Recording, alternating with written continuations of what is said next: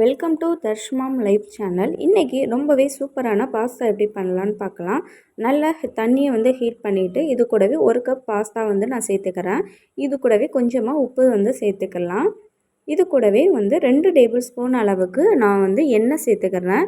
ஏன்னா வந்து அப்போ தான் வந்து பாஸ்தா வந்து ஒன்றோட ஒன்று வந்து ஒட்டாமல் இருக்கும். இதை வந்து நல்லா ஒரு 10 to 15 மினிட்ஸ் வந்து நல்லா வந்து வேக வச்சு எடுத்துக்கலாம். இது வந்து நல்லா வந்து வெந்ததும் இதை வந்து தண்ணியை வடிகட்டிட்டு ஒரு பாத்திரத்தில் நான் எடுத்து வச்சுக்கிறேன். இப்போது ஒரு வாணலில் கொஞ்சமாக எண்ணெய் சேர்த்துக்கலாம். இது கூடவே வந்து கொஞ்சமாக நான் வந்து வெங்காயம் சேர்த்துக்கிறேன். இதை வந்து நல்லா வதக்கிக்கலாம். இது கூடவே வந்து நான் கொஞ்சமாக வந்து உப்பு சேர்த்துக்கிறேன். இதுவே சேர்த்துட்டு நல்லா வந்து கலரி விட்டுக்கலாம். இப்போது இது கூட கொஞ்சமாக வந்து இஞ்சி பூண்டு பேஸ்ட் வந்து சேர்த்துக்கிறேன். இதையும் சேர்த்துட்டு நல்லா கலரி விட்டுக்கலாம். இது கூடவே வந்து ஒரு தக்காளி வந்து நான் சேர்த்துருக்கிறேன்.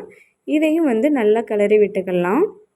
இப்போது இது கூடவே வந்து நம்ம கட் பண்ணி வச்சுருக்கிற கேப்சிகம், கேரட் அண்ட் பீன்ஸ் வந்து நம்ம சேர்த்துக்கலாம். இப்போ குழந்தைங்க வெஜிடபிள் சாப்பிடல அப்படின்னா இது மாதிரி செஞ்சு கொடுத்தா அவங்க வந்து நல்லா சாப்பிடுவாங்க. இப்போ இது கூடவே வந்து கொஞ்சமாக மஞ்சள் தூள், ஜீரகத்தூள், மல்லித்தூள் இதெல்லாம் வந்து நான் சேர்த்துட்டு நல்லா வந்து கிளறி விட்டுக்கிறேன். இது கூடவே கொஞ்சமாக வந்து நான் மேகி மசாலா வந்து சேர்க்குறேன். இது வந்து கொஞ்சமாக சேர்த்துக்கலாம். இதை வந்து நல்லா கிளறி விட்டுக்கோங்க சேர்த்துட்டு. இப்போது இதுக்கு பின்னாடி நான் கொஞ்சமாக வந்து soya sauce and tomato sauce வந்து நான் சேர்த்துக்கிறேன். சோயா சாஸ் வந்து ஒரு 2 டேபிள் ஸ்பூன் அளவுக்கு நான் சேர்த்துக்கிறேன். இது கூடவே வந்து டொமேட்டோ சாஸும் வந்து ஒரு 1.5 டேபிள் ஸ்பூன் அளவுக்கு வந்து சேர்த்துக்கலாம்.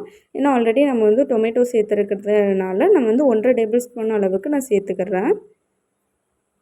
இப்போது இதெல்லாம் சேர்த்துட்டு நல்லா வந்து ஒரு 1 மினிட் வந்து நல்லா வந்து கிளறி விட்டுக்கலாம். இப்போது இதுக்கு பின்னாடி வந்து நம்ம பாஸ்தாவை வந்து சேர்த்துக்கலாம். இப்போது இது பாஸ்தா சேர்த்துட்டு நல்லா கிளறி விட்டுக்கலாம். இப்போ இது கூடவே வந்து கொஞ்சமாக வந்து கொத்தமல்லி சேர்த்துட்டு நம்ம நல்லா கிளறி விட்டுக்கலாம். இது வந்து குழந்தைங்களுக்கு அழகாக டின்னராக கூட வந்து கொடுக்கலாம். இல்லைன்னா லஞ்சுக்கு கொடுத்து அனுப்பலாம். இல்லைன்னா குழந்தைங்களுக்கு ஸ்நாக்ஸ் பாக்ஸில் கூட வந்து கொடுத்து அனுப்பலாம். இந்த வீடியோ உங்களுக்கு பிடிச்சிருந்தது அப்படின்னா லைக் பண்ணுங்கள், ஷேர் பண்ணுங்கள், சப்ஸ்கிரைப்